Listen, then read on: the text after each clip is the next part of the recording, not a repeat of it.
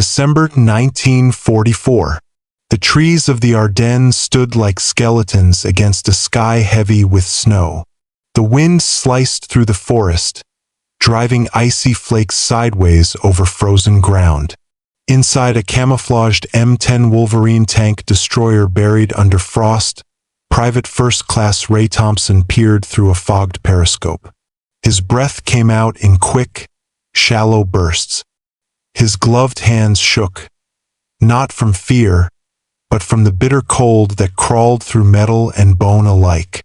Just 800 yards away, a line of German armor slithered through the trees. 12 tanks, mostly Panzer IVs, with a Tiger Eye prowling at the front. Behind them rolled half-tracks full of infantry and fuel trucks grinding through the snow.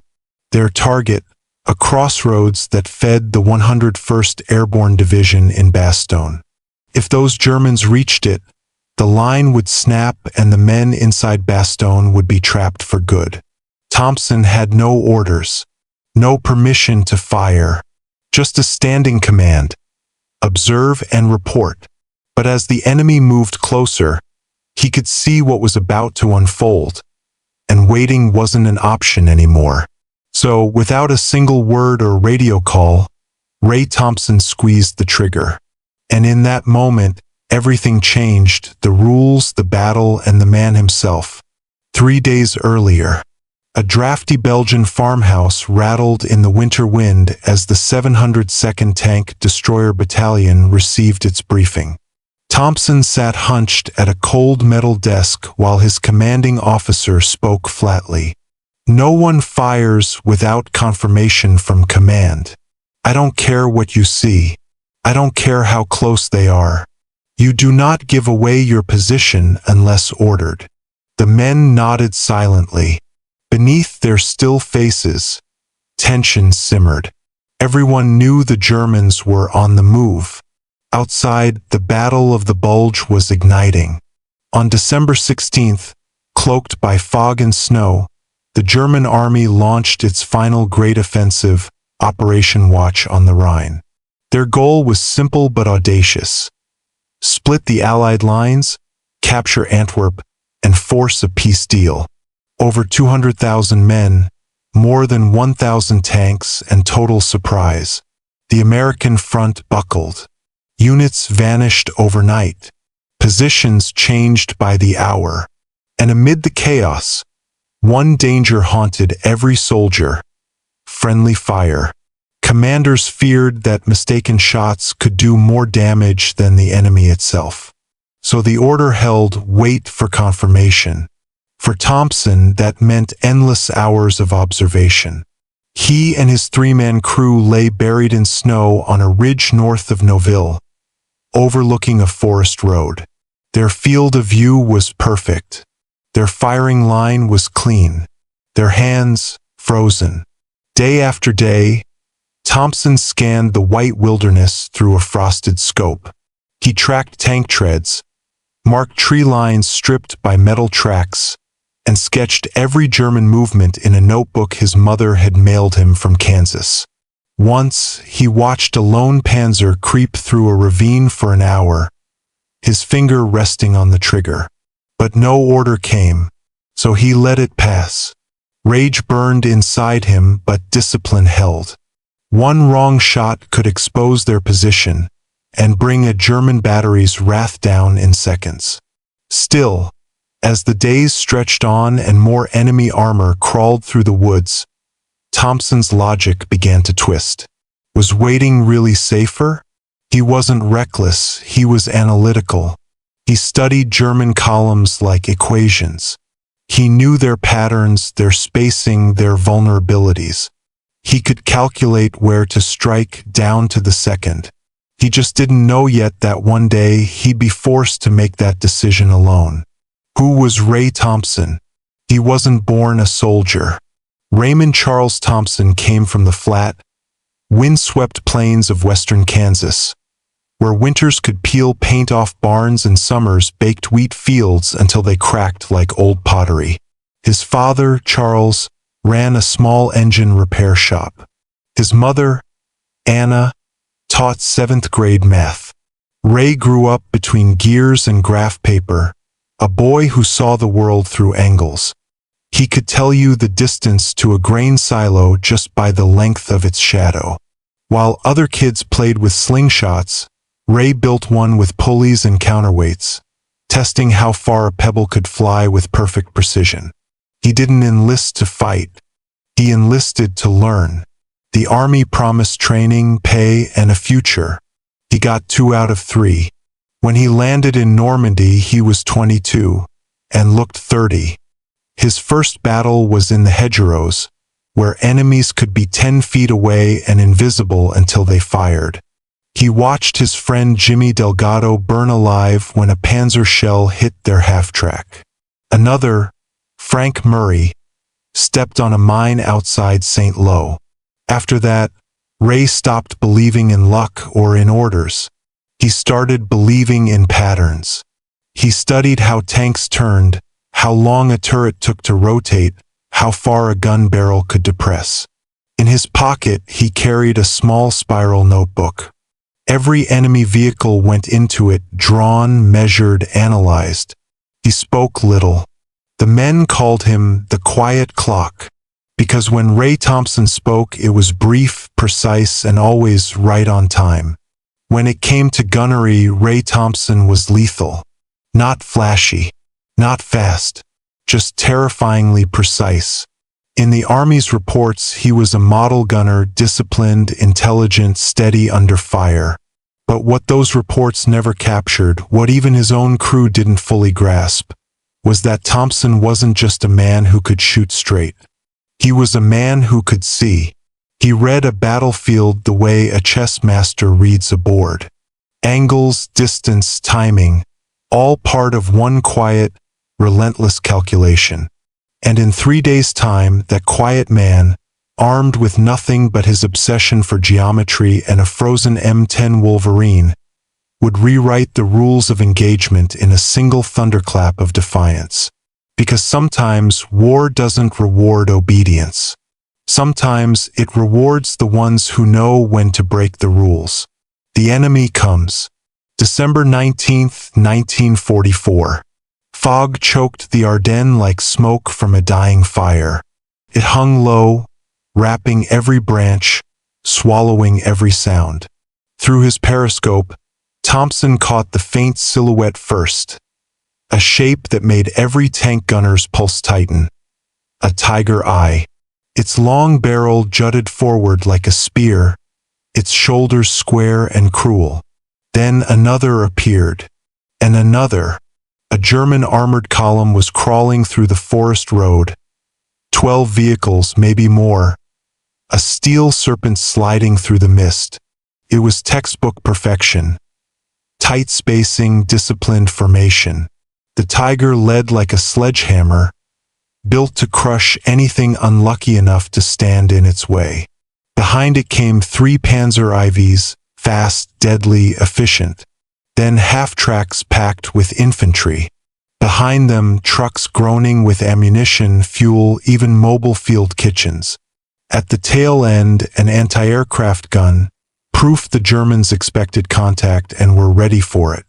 What they weren't ready for was one unauthorized American gunner with an angle. The road itself was a death trap. Narrow, hemmed in by steep banks and thick trees. No space to maneuver. No room to scatter. To Thompson, it wasn't a road, it was a funnel, and the Germans were driving straight into it. But there was a problem. No orders. No one else could see what he saw.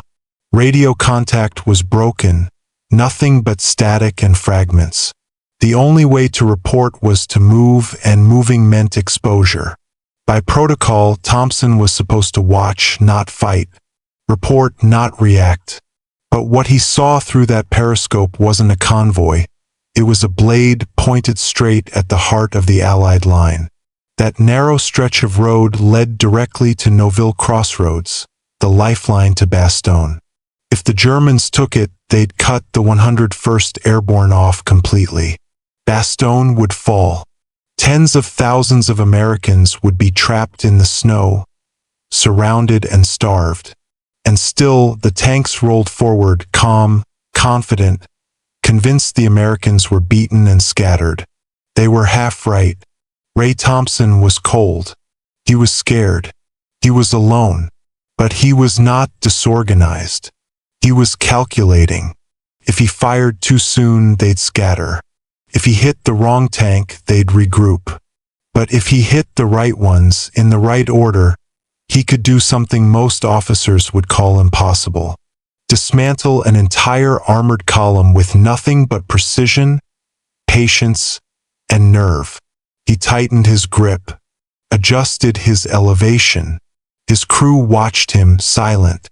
He exhaled slowly, the frost clouding his breath. And then he waited for the moment no manual had ever prepared him for. The unauthorized pattern. Ray Thompson had never fired without orders. Not in training. Not in France. Not even 3 days earlier when a lone panzer crossed his sight line like a taunt. But now, staring at this perfect column, every tank exposed, every angle aligned, he understood something new. Waiting wasn't caution anymore. Waiting was suicide.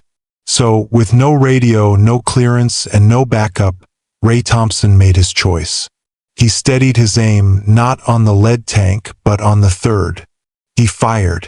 The M10 Wolverine roared. A single thunderclap that shattered the still forest and sent a shockwave through the snow. The armor-piercing shell tore through the trees, struck the 3rd Panzer for broadside, and turned it into a furnace. The explosion shook the earth, sending a column of black smoke curling into the fog. The column froze. Metal groaned. Shouts in German echoed. Thompson didn't wait. "Load!" he barked. His loader rammed another shell into the breach. Thompson shifted his position 5 yards left, just enough to throw off any return fire, and fired again. This time, the round hit the 6th vehicle, a half-track full of infantry. The explosion was immediate. The vehicle erupted in fire, its fuel tank igniting like a torch. Burning men stumbled into the snow as the fire spread across the dry underbrush, turning the fog orange. Now the Germans weren't halted. They were panicking. The Tiger tried to reverse, but there was nowhere to go. The road was jammed, the tanks too close, the formation too tight. Engines screamed. Commanders yelled, gesturing frantically to clear the path. But behind them, the line was a bottleneck of fire and smoke. Thompson's loader slammed another shell home. The crew no longer hesitated. They followed his lead without a word. He aimed again, this time at the 8th vehicle, a fuel truck. The result was apocalyptic. The shell hit square. The explosion swallowed the forest in a roaring blast of orange and black. Flames leapt skyward, scattering debris like shrapnel rain. Snow turned to steam. The hillside shook. In less than a minute, one man, without orders, without permission, had turned an unstoppable armored column into a boiling inferno of steel. Ghosts in the fog. The explosion hit like thunder. The force slammed 2 nearby infantrymen into the ground, their rifles flying from their hands. The fireball lit the forest from behind, turning the German tanks into black, skeletal silhouettes. Ghostly shadows burning against a wall of orange flame. From a distance, it sounded like a full artillery barrage. In truth, it was one man, one gun, and one instinct. But none of it was random. Every shell, every adjustment, every shot Ray Thompson fired followed a pattern. A cold, perfect sequence born from months of study. He knew German doctrine. Tight formations, fuel and support in the rear, armor up front, infantry in the middle. Their precision was their strength and their weakness. So he'd broken their spine in 3 deliberate moves. The 3rd vehicle, destroyed first, blocked the road. The 6th, obliterated next, jammed the center. The 8th, a fuel truck, cut off the retreat and turned confusion into fire. It wasn't a barrage. It was surgery. Every round a scalpel, not a hammer. The Germans, now blind and disoriented, fired into the trees. Machine guns stitched snowbanks and shattered branches. Infantrymen dove behind burning wrecks, shooting at shadows that weren't there. To them, it felt like a coordinated ambush, a dozen American tank destroyers striking from every direction. But there was no ambush. There was no dozen. There was only Ray Thompson and a crew who had stopped asking questions. The woods erupt. As German rounds tore through the forest, Thompson shifted again. 10 yards. 15. Each new position chosen like a sniper choosing perches, cover, elevation, and confusion as his allies. He wasn't just fighting. He was dismantling. And each shot was another page ripped from the German field manual. Moments ago, the Ardennes had been silent. Now it screamed. Trees cracked and fell under the shockwaves. Snow turned to steam. Fire rolled across the ground in sheets of orange. Thompson's third shot had detonated a fuel truck. His fourth slammed into a reversing half-track, flipping it end over end in a twisting arc of metal.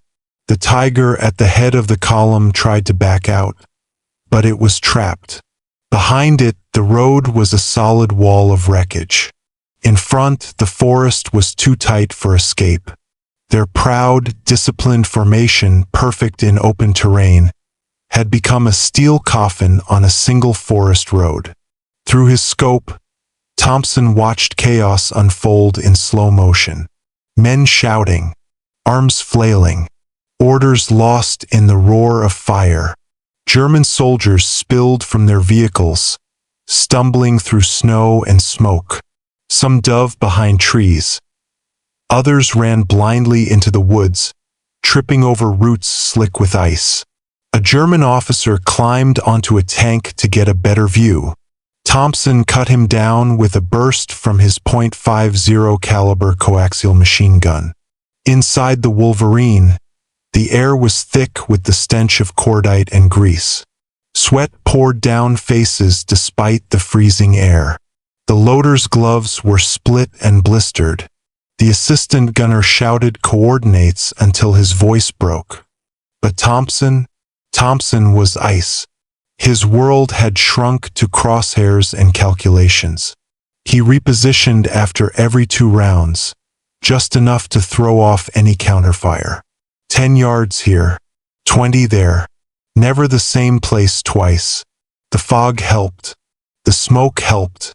But the real advantage, deception.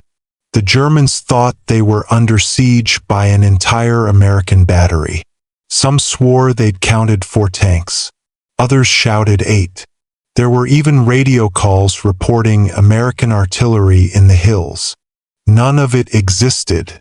It was one M10, 3 men, and a gunner who wasn't supposed to fire at all. The turning point.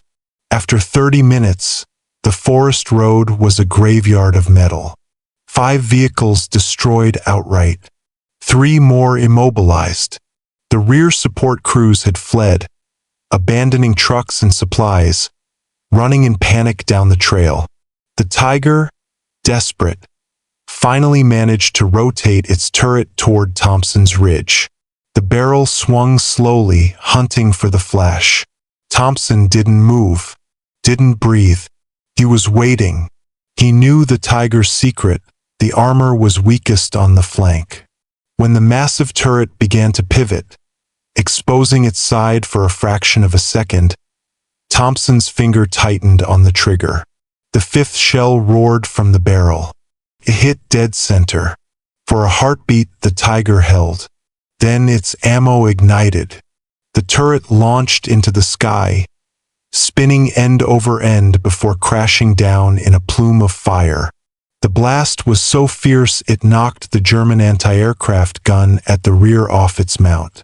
The crew dropped their weapons and bolted into the trees. Smoke rolled through the forest like crawling storm clouds. The road that had once been a pipeline of German power was now a corridor of flame and ruin. Inside the Wolverine, one of Thompson's crew turned to him, eyes wide, breath ragged. "You think they'll still court-martial us for this?" Thompson didn't answer. He just slid another shell into the breach. The job wasn't finished. The Ghost Battery. Hours later, inside a makeshift American interrogation tent, a captured German lieutenant sat shaking. His uniform scorched, face smeared with ash, eyes hollow. When asked what happened, he struggled for words. "There were many guns," he stammered in broken English. "Maybe 6, maybe more. Full battery. We were attacked by a full battery." The American officers exchanged glances. There had been no battery, not even a full platoon, just one M10 Wolverine and one gunner who never received permission to fire. Other captured soldiers told different stories. Some swore it had been paratroopers with anti-tank weapons. Others insisted the Americans had laid mines and booby traps. One frightened young private claimed he'd seen muzzle flashes from 3 directions at once. But those flashes had all come from one man, Thompson, shifting position after every shot. In their confusion, the Germans had created enemies out of shadows. Their fear filled in the blanks. Even veteran tank commanders reported seeing phantom armor deeper in the trees. It wasn't cowardice, it was psychology. The human mind refused to believe that a single tank destroyer could strike with such precision, such rhythm, such devastating effect. And in a way, they were right, because what Ray Thompson had done wasn't just gunnery. It was artistry under fire. It wasn't supposed to be possible. But on that frozen morning in the Ardennes, impossible had already started burning. The Ghost Battery. This hadn't been brute force. It had been precision warfare, surgical disruption. Thompson's choice of targets, the 3rd, the 6th, the 8th, followed a logic no German commander could have anticipated. Their doctrine assumed Americans were slow, predictable, chained to orders from above. Efficiency through numbers, not intuition. But Thompson had shattered that belief. He had thought like a German and struck like a ghost. One captured officer said it felt as if the trees themselves had opened fire. Another swore he'd heard whistling before each explosion. Perhaps the shells, or perhaps just the wind warped by terror. When American troops finally pushed through the Ardennes hours later, what they found stopped them cold. The road looked like the aftermath of a bombing run. Tanks lay stacked like dominoes, blackened hulls fused by heat. Corpses were frozen mid-fall, rifles still in their hands. Trees were splintered, tracks twisted. The snow churned into ash and blood. But the strangest thing wasn't what was there. It was what wasn't. No American bodies. No signs of a firefight. Just one empty stretch of ridge, a burned forest, and the ghosts of a German column. From that day on, the survivors of that convoy spoke of it only by one name. Die Geisterbatterie. The Ghost Battery. Disobedience or brilliance. For 48 hours after the attack, Ray Thompson waited for arrest.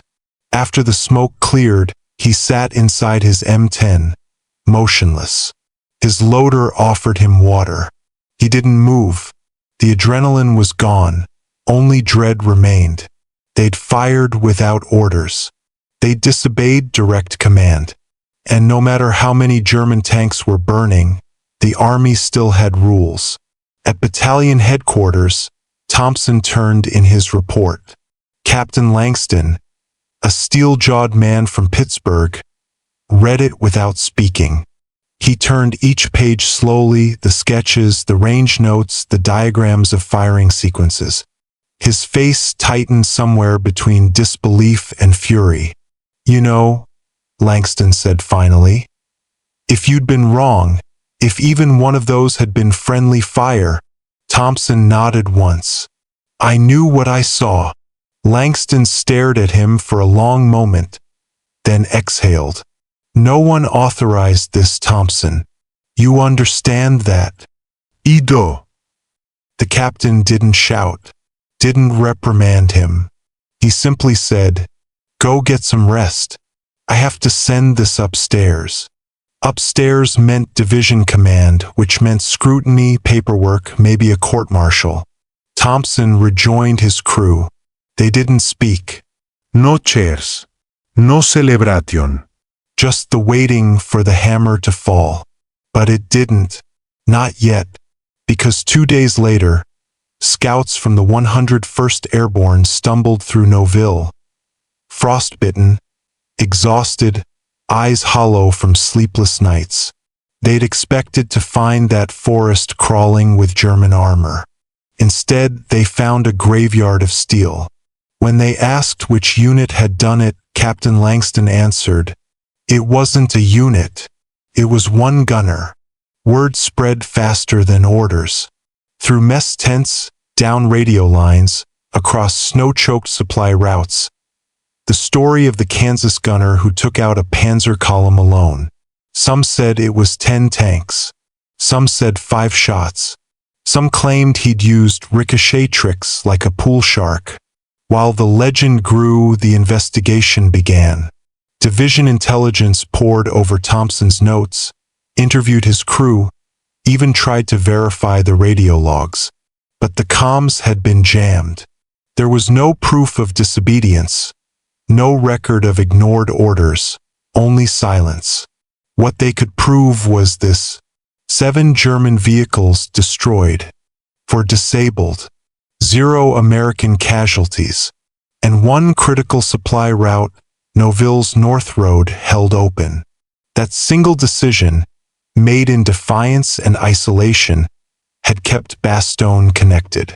Langston was summoned to deliver the final disposition. He expected reprimand. What came instead was something quieter and stranger. Don't put this in the official briefing, the division commander said.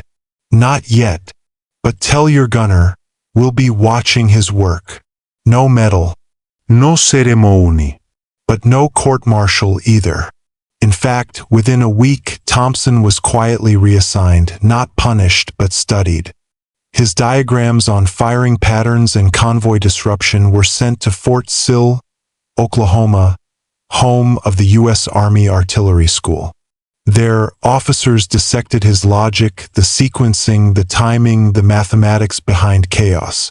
He had broken the rules, and the Army had started teaching them. Controlled collapse. Weeks later, as the war rolled east, Captain Langston found Thompson cleaning the breech of a recoilless rifle. The smell of oil and smoke filled the tent. You know, Langston said, I was ready to report you for insubordination. Thompson looked up. The captain shrugged. Then I read that note in your journal about controlled collapse. What did you mean by that? Thompson wiped his hands, thought for a moment. When you pull one stone from a wall, he said, the rest falls, if you know which one to pull. Langston smiled faintly.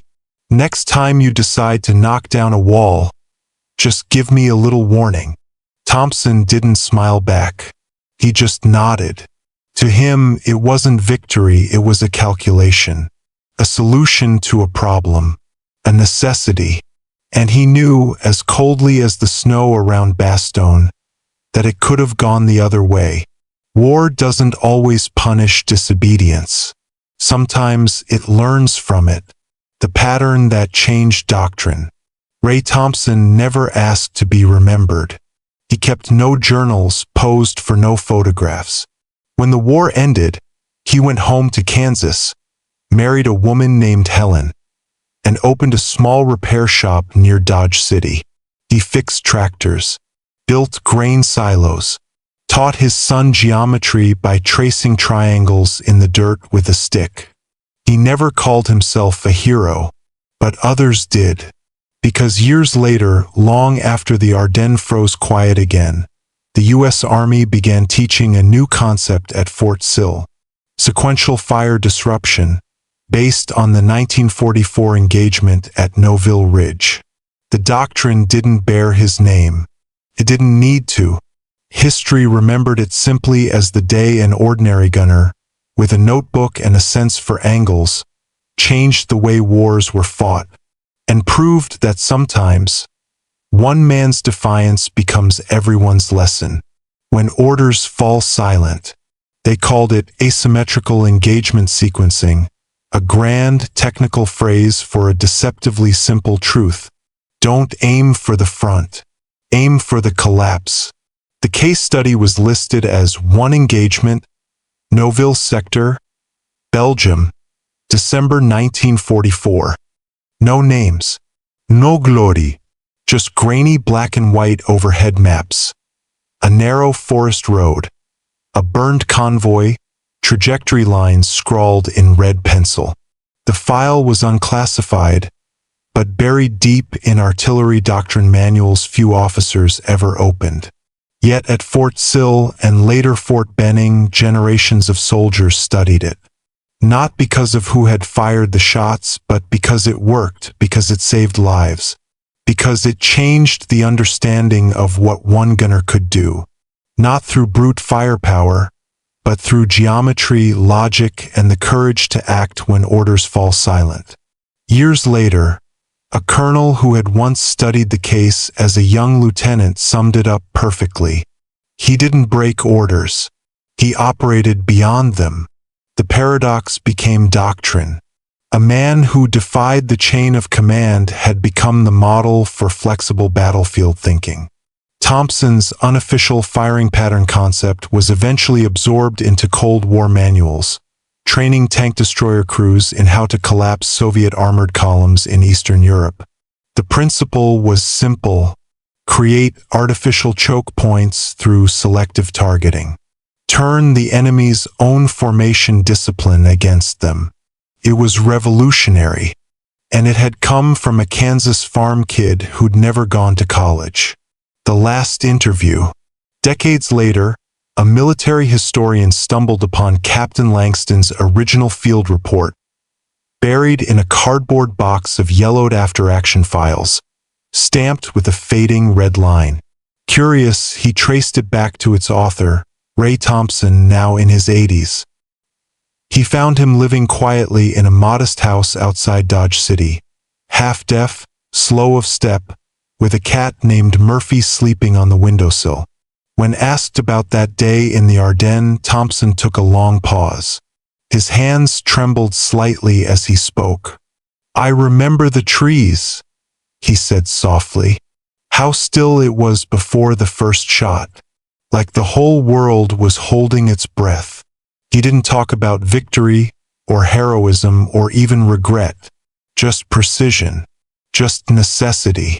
When the historian asked why he hadn't waited for orders, Thompson's reply was simple: because by the time the radio worked, it would have been too late. He paused, eyes distant. "I didn't break the rules," he added quietly. "I just stepped past them, for a minute, long enough to do what had to be done." That line never made it into the official record, but it stayed with the historian. And maybe now it stays with you. Ray Thompson didn't win the war.